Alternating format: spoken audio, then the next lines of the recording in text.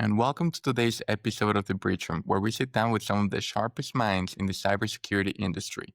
This episode is powered by AlterAim.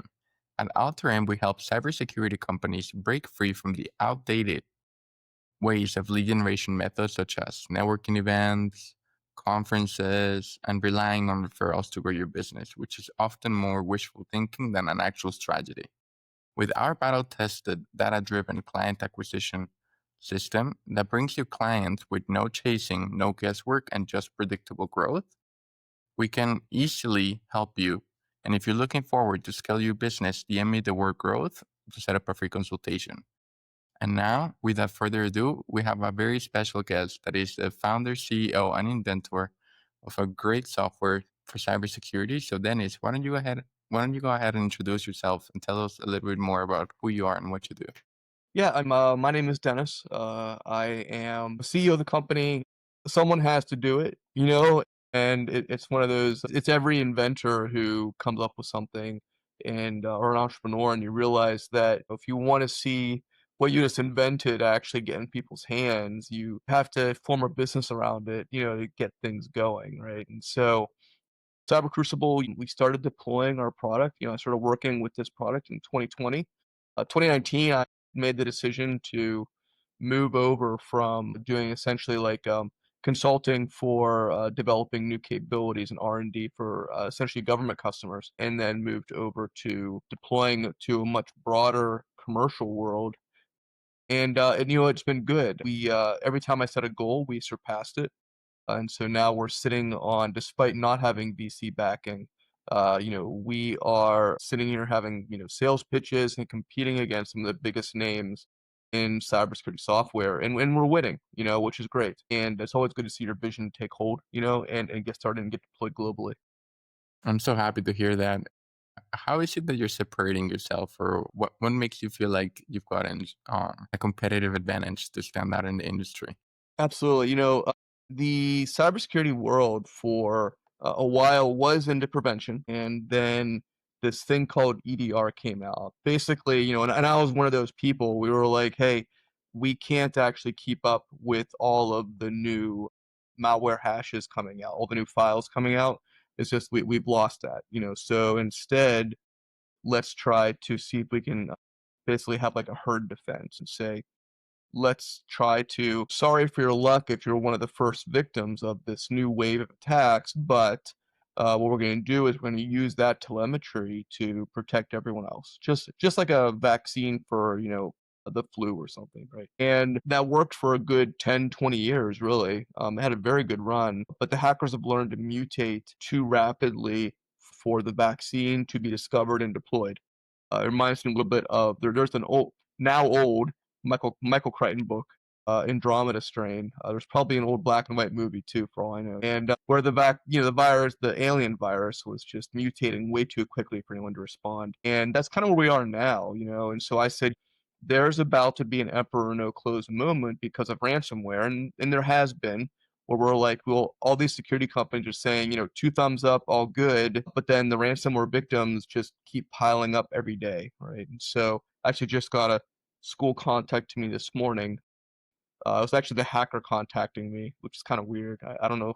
So I got to figure that out, what's going on there. But and that's just what's happening every day now, right? And so there's a need for a product that is preventative yet again, but against all the new waves, to break through that wall, and figure out, okay, how can we be preventative, but against all the new technology that hackers have and the new world of cloud computing and all that. And it's proven out to be very good. We have 9 patents. We have more on the way. And every time I just did a post about this, every time we have a new capability we deploy, and we're like, okay, we're going to be like, we're going to catch the hackers as they're inventing some new capability. And we're like, nope, not only are they already there doing it, but they've already have a whole ecosystem and economy around it. And so it just shows how much catch up needs to be played, despite the vendors kind of saying how everything is awesome.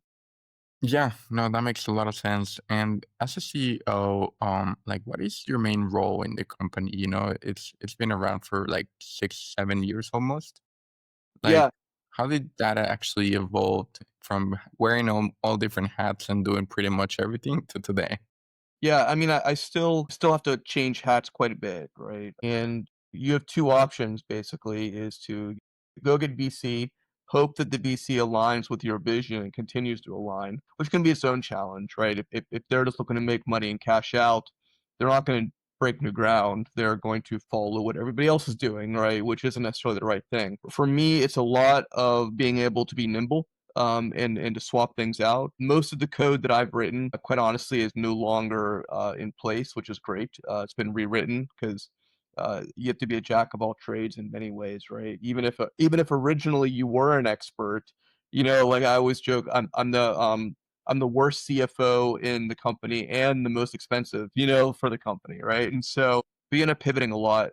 I think what's key is to making sure that your vision is being implemented. Sometimes you have to make some decisions between, okay, well, I want 10 things and I have to choose which 2 are gonna get done first, and the other 2 will have to wait on, and these other 2, it's just out of scope. I can't do it, and so there's a lot of hard decisions to be made. But you know what? In terms of satisfying a vision, I always took the angle, and I learned this the hard way, which is that there might be a really, really big problem in front of you to get to that vision. But if you're waiting for some big breakthrough, it's just never going to happen. You just have to take small, sometimes very unexciting, sorry, steps, very boring, very methodological kind of steps to see what happens, and to make that boring approach into something much bigger and much more exciting. That is so, so true. I feel like as an entrepreneur, sometimes you're kind of like waiting for something to happen to do something, but in reality, like if you don't do something now, it's never going to happen. Right, right. Even if it's boring and unexciting and definitely not, nothing that you can write a press release about, that's for sure. And so, what does your day to day typically look like for you? Yeah, it's a lot of personally, I try to be on as many sales pitches and then customer intros or partner intros as I can. I've learned that until you're a really big company, you're just too small to let the communication with the customer have any kind of gaps in it. And so for me, it's key to be front and center every opportunity I can, especially for like if there's any help desk tickets. I try to, if not be the first one to answer, to at least go ahead and know about it, right? Because that's the voice of the customer right there, right? And that's how I spend most of my day. A lot of thought leadership, kind of education, sometimes private, sometimes public, like this recording, and a lot of checking with the engineers to make sure that what they're working on is aligned. It might not, like I said, a lot of things are done that aren't exciting, right? But like you want to make sure it's aligned towards that ultimate goal, whatever it is. And the bulk of the day, I try to not get caught with mosquito bites, right? Where like you're just dealing with some issue that takes your eye off the ball. I try not to do that. It happens a lot though, right? Where you're dealing with like a tax issue or something like that. Um, that's mostly more sales than anything else, really. Wow, that's really incredible because you're building the relationships, with the client, and that's gonna lead to a longer, like customer lifetime value at the end of the day. And so, what major shift in the industry or trends are you currently seeing? That's a great question. I think we are at a point of transformation and it's not going to happen overnight. It started a while ago before we identified it, and it's going to keep on going for a while. Where, we have this transformation from the reactive to the proactive, and the incumbents are very well funded, right? Even though it would make perfect sense for all the incumbents to like move over to the new technology, that's just not how the world works and hasn't for a long time. Like the horse and buggy people didn't just like automatically like drop their whatever horse tools they have, and then they say, "Hey, I'm going to start building a car today." They really, grabbed on to the horse and buggy concept until it just kind of went away. And so we are seeing where, and we're going to continue to see where the incumbents are going to try to, latch on to every possible way to keep their existence going, and they're going to fight for that, and that's just human nature, right? And we're seeing a lot more people come out with the new stuff. What's interesting is what I see is that the hackers have been so far ahead in terms of their own tradecraft, that you were just playing catch up in many ways. And that's requiring us to it's requiring me almost daily to think, is this my experience in cybersecurity polluting my approach? And do I need to remove anything that doesn't work anymore because it's dragging me down? It's keeping me, constrained to the old way. So I'm always challenging myself as the oldest employee, like in the most experience, right? To say, is this like just what I used to do that used to work, influencing my thought, or still work? I just need to make it better, right? And that's always going through my mind. That's tricky, because a lot of the times it's like you said, we're playing catch up. So it's like maybe it works right now, but how do I know it's gonna work a month from now, 2 months from now with technology advancing super fast? And Right. so in terms of growing your business, like what's working really well for you and what has been a little frustrating? Yeah, you know what? The cybersecurity is not an environment in which it's heavily regulated. I don't know if it can be really in terms of the claims the marketers make. If we were selling MRI machines and there were a lot of dead people and sick people getting, cancer and stuff, then of course that there would be a reaction and we'd be able to very accurately measure, the fake MRIs versus the real ones versus the harmful ones, right? And then cyber, that's a lot harder to do. And so you end up getting almost like you see like obviously none of us were around, but like the Wild West, there would be like the snake oil salesman out there selling stuff and there was no regulation. And no one knew what was in there. No one knew if it worked or not, but you're like, well, I gotta try something, Yeah. And the cholera outbreak or whatever's going on back then, and so cyber is a little bit like that. And so it's always frustrating as an engineer and as someone who prides themselves on substance over flash to see, if I'm up against someone for a sales pitch and they're like all flash, right, or a lot more flash, lot less substance, they're going to be able to say things that you're just not willing to say. They're going to do things you're not willing to do, right? And that can be a challenge to overcome, right? You have to find the right clientele that's willing to see through the noise and, also feels the same level of responsibility for their organization or for their own customers if they're a reseller to say, let's do the due diligence and see who actually is real and who isn't. And that has shaped our go to market quite a bit. And for me, it's always good, it's also good sometimes to separate the engineers from that environment because then they get frustrated, and they get angry because it's insulting to them as well, right? As any engineer, and then their creativity goes down because they're mad, right? They're distracted, how to beat this guy who lied, right? And so that's been a frustration, but also a point where it's shaped us in a positive way to find the right customers who see through the garbage, right? And they're not looking for the fireworks. Like my son was watching Iron Man 2, and there was like all the women dancers and the fireworks and the flash and everything. And I was like, yeah, that's exactly what we aren't. Like we are not that at all. We are, a machine that works. The real Iron Man. Yeah, not the Justin Hammer, Yeah, no, I actually love that because you're not willing to overpromise. It's kind of like the opposite, like you stay very grounded in reality, and it's just a matter of, like you said, like finding the best clientele, and then those are always gonna be your best customers. Like at the end of the day, it's kind of like a blessing in disguise. Yeah, yeah, it is. And it works out well for us. I'm so happy to hear. And so, if you had like a magic wand and you can just like swing that and fix any problem, which one would that be and why? Fix any problem. Wow.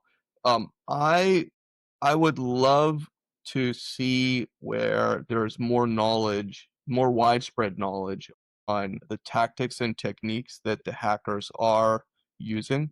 Something that I always have a challenge with is when the customers, it's not their job to know all this stuff, right? And just like I have no idea how to pump oil out of the ground or refine it, but I sure do use it in the car, right?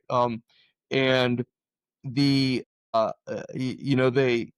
they sometimes get confused by other or their own security people or security incumbents like vendors who they'll run some known piece of malware from a malware database, right, with a known hash, like it's 1990s all over again. They'll say, "Look, it stops everything," and I'm like, the hackers haven't been doing that for years and years. They know that too. Like, It's not like people aren't running antivirus suddenly, you know, and that can confuse customers, and it also can put the security person who, you know, the non-security people always think they're like they're like everyone loves a hero or a villain, right? And they're like, oh, this my security guy is the best. He's like he used to run with like CIA Black Ops, you know, jumping out of stealth bombers, but now he works for me. And I'm kind of like, he got a good training. He knew his career field, and he's really good with firewalls or something. You know, like he loves Cisco products or whatever, right? And I always feel bad because it puts him behind the or her behind the eight ball, because you know if they don't know how to do this advanced tradecraft, or they know about it but have no way to replicate it, you know, then sometimes it's hard to make sure I don't make an enemy while trying to demonstrate this new, more modern hacker tradecraft to the customers. And I always say the last thing I ever want to hear is where the COO or whomever turns to their security architect and says, "Oh, you can do this stuff, right?" And then expects him to do it. And I'm like, "That no."